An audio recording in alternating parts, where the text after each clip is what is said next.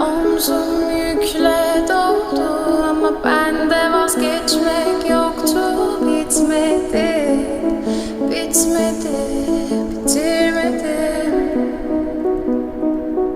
Ben özel değilim ya da öyle bir şey, ama sen varken hep böyle hissettim, böyle hissettim.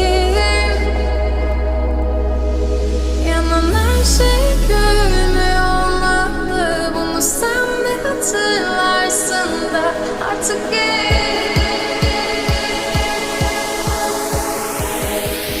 öyle.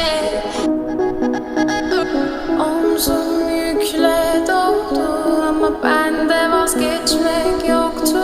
Bitmedi, bitmedi, bitirmedim. Ben özel değilim ya da öyle bir şey, ama sen varken hep böyle hissettim, böyle hissettim. Yanan her şey görünmüyor olmalı, bunu sen de hatırlarsın da artık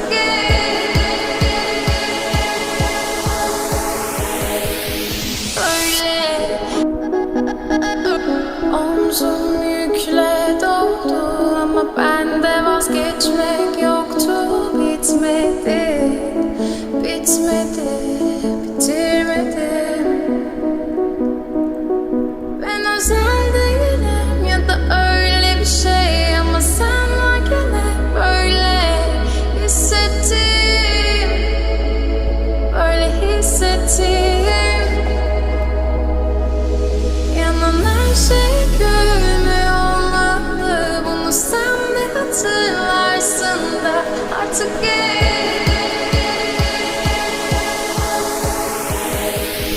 öyle. Omzum yükle doldu ama bende vazgeçmek yoktu. Bitmedi, bitmedi, bitirmedim.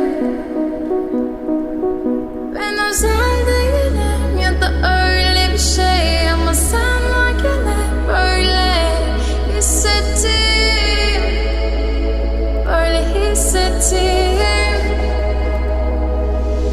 Yanan her şey görünmüyor olmalı, bunu sen de hatırlarsın da artık